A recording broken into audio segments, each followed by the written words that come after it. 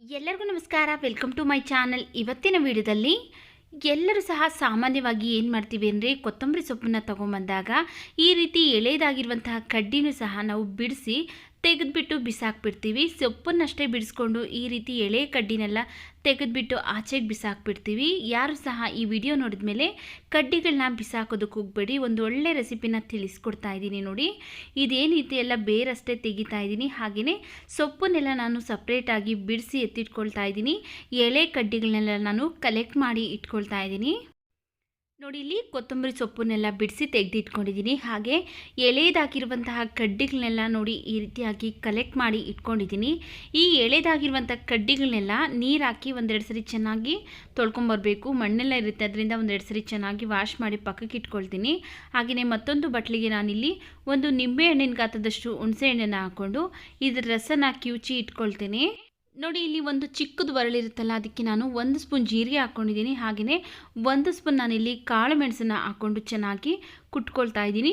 ತರಿಯಾಗಿ ಕುಟ್ಟಿದ್ರೂ ಪರವಾಗಿಲ್ಲ, ಚೆನ್ನಾಗಿ ಕುಟ್ಕೊಳ್ಬೇಕು. ನಿಮ್ಮ ಹತ್ರ ಈ ರೀತಿ ಒರಳಿಲ್ಲ ಅಂದರೆ ನೀವು ಮಿಕ್ಸಿ ಜಾರಲ್ಲೇ ಸಹ ಗ್ರೈಂಡ್ ಮಾಡ್ಕೊಳ್ಬೋದು. ನಾನು ಈ ರೀತಿಯಾಗಿ ಒರಳಲ್ಲಿ ಕುಟ್ಟಿ ಮಾಡೋದ್ರಿಂದ ಫ್ಲೇವರ್ ತುಂಬ ಚೆನ್ನಾಗಿರುತ್ತೆ ಅಂತ ನಾನು ಇದೇ ಒರಳಲ್ಲೇ ಕುಟ್ಕೊಳ್ತಾ ಇದ್ದೀನಿ.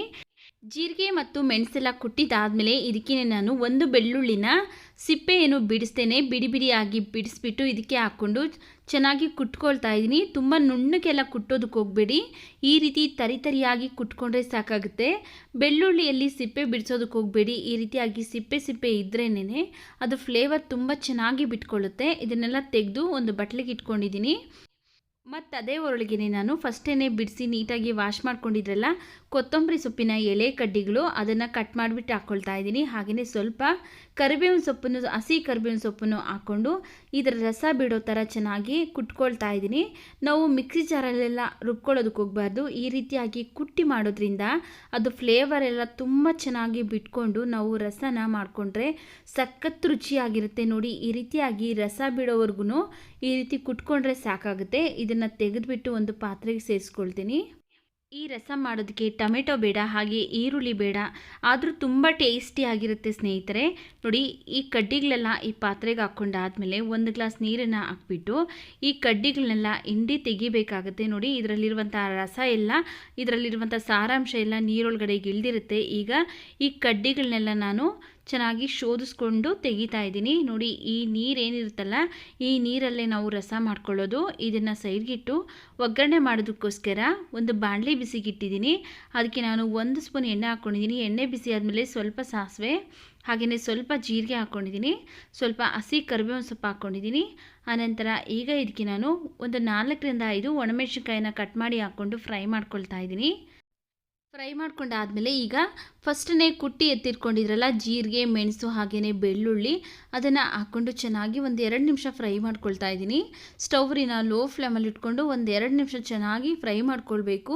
ಇದು ಫ್ಲೇವರ್ ಎಲ್ಲ ತುಂಬ ಚೆನ್ನಾಗಿ ಘಮ ಬಿಟ್ಕೊಳ್ಳುತ್ತೆ. ಬೆಳ್ಳುಳ್ಳಿ, ಮೆಣಸು ಹಾಗೆ ಜೀರಿಗೆ ಎಲ್ಲ ಒಂದು 2 ನಿಮಿಷ ಚೆನ್ನಾಗಿ ಫ್ರೈ ಮಾಡ್ಕೊಂಡಾದಮೇಲೆ ಈಗ ಫಸ್ಟೇ ನಾವು ಕುಟ್ಟಿ ಶೋಧಿಸಿಟ್ಕೊಂಡಿದ್ರಲ್ಲ ಕೊತ್ತಂಬರಿ ಸೊಪ್ಪಿನ ನೀರು, ಅದನ್ನು ಹಾಕ್ಕೊಳ್ತಾ ಇದ್ದೀನಿ. ಹಾಗೆಯೇ ಒಂದು ನಿಂಬೆಹಣ್ಣಿನ ಗಾತ್ರದಷ್ಟು ಹುಣಸೆ ಹಣ್ಣನ್ನು ನೆನೆಸಿಟ್ಕೊಂಡಿದ್ರಲ್ಲ, ಆ ರಸ ತೆಗೆದು ಹಾಕ್ಕೊಳ್ತಾ ಇದ್ದೀನಿ.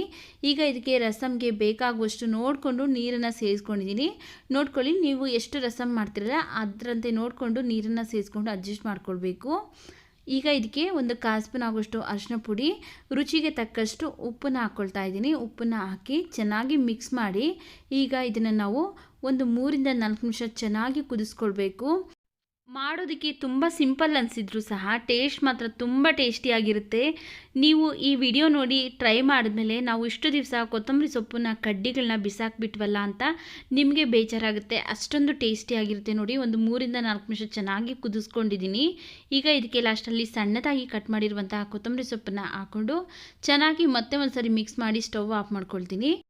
ನೋಡಿದ್ರಲ್ಲ ಯಾವ ರೀತಿಯಾಗಿ ಬೇಡ ಅಂತ ಬಿಸಾಕುವಂತಹ ಕೊತ್ತಂಬರಿ ಸೊಪ್ಪಿನ ಕಡ್ಡಿಗಳಿಂದ ರಸ ಮಾಡೋದು ಅಂತ. ಈ ವಿಡಿಯೋ ನಿಮಗೆ ಇಷ್ಟವಾಗಿದೆ ಅನಿಸಿದ್ರೆ ವಿಡಿಯೋಗೊಂದು ಲೈಕ್ ಮಾಡಿ, ಈ ವಿಡಿಯೋವನ್ನು ನಿಮ್ಮ ಫ್ಯಾಮಿಲಿ ಫ್ರೆಂಡ್ಸ್ಗೆ ಶೇರ್ ಮಾಡಿ. ನಮ್ಮ ಚಾನಲ್ಗೆ ನೀವಿನ್ನೂ ಸಬ್ಸ್ಕ್ರೈಬ್ ಮಾಡ್ಕೊಳ್ಳದೆ ನೋಡ್ತಾ ಇದ್ದರೆ ಪ್ಲೀಸ್ ನಮ್ಮ ಚಾನಲ್ಗೆ ಸಬ್ಸ್ಕ್ರೈಬ್ ಮಾಡಿ, ಸಪೋರ್ಟ್ ಮಾಡಿ.